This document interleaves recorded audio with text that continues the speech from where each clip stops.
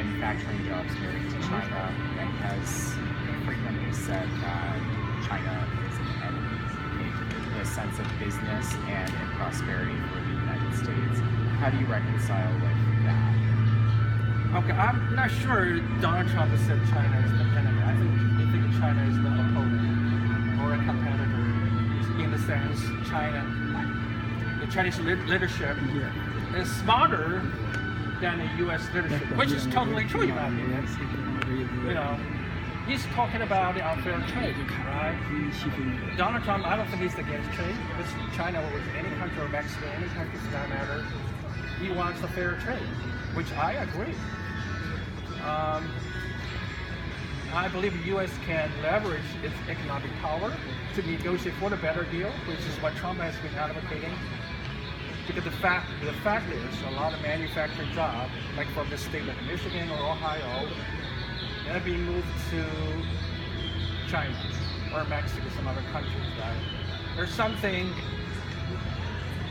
the trade, the elites, the experts are arguing the trade are good for the country. Well, it really depends on who you are. If you work for Wall Street, if you're the elite of the big business, it's good for you because that does increase the profit of the businesses in Wall Street. But if you look at the vast majority of the middle class and lower class people, they benefit very little. Actually, sometimes it hurts them. The trades may lower consumer good price, but at the expenses of loss of jobs, at the expenses of lower wage, right? You see how many people they've been having staggering wage for many years. How many people they actually end up losing their jobs altogether. So that's the reason why so many Americans, and the manufacturing workers, they rallied behind Donald Trump. Because they speak for their interests. It doesn't speak for the interests of the elites, Wall Street, the big businesses. And by the way, majority of the donation from the Wall Street and big business went to Hillary, not to Trump. That's just a fact, right? And there's a reason for that. There are other Americans who disagree and believe that Trump is in this race to only look out for the top 1% who benefit from lower taxes so they can retain a certain margin of wealth. What would you say to that? I say that's total nonsense. Because based on the current tax code, no matter how high the tax bracket is for the big business of rich people, they can always find a way not to pay taxes, right? You people are arguing about, media arguing about Donald Trump didn't pay enough federal income tax. Let me tell you what, a lot of big corporations did the same thing. GE for 1 year, the GE was a huge company. They didn't pay any income tax because they can work on all those tax codes to avoid the income tax. It's not going to affect them. It's what's going to affect. There's a middle class that suffers. The middle class of the people who have to pay. They're about 47 or 50% of the U.S. household. They don't pay any federal income tax at all, right? So it's going to be the middle class.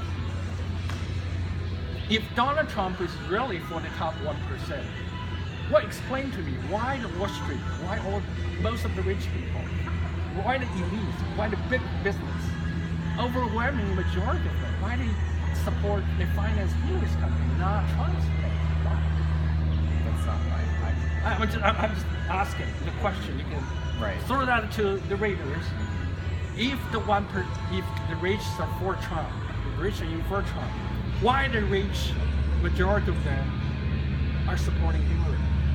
Do you feel like Trump has tapped into different groups of people who feel that they've been disenfranchised in this country, who feel that they've been left behind? Absolutely. We have been left behind by the Democrat Party. We have been taken advantage by the Democrat Party because historically we've been voting for Democrat Party.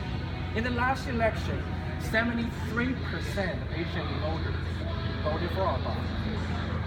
The Chinese voters, unfortunately, have a higher percentage. What we got? Affirmative action legislation against Asians, against Chinese. We've been taken advantage of. We've been ignored. So we're here to send an unequivocal message. We're going to vote against you because of that. And Trump has frequently said at his rallies he's retained this quote that has been around since the 70s of a very vocal majority or a very silent majority. Do you feel that you're a part of that silent majority? Absolutely, we are part of the silent majority. I know people are saying the silent majority of those white people who are afraid of, speaking out their opinion. Well, not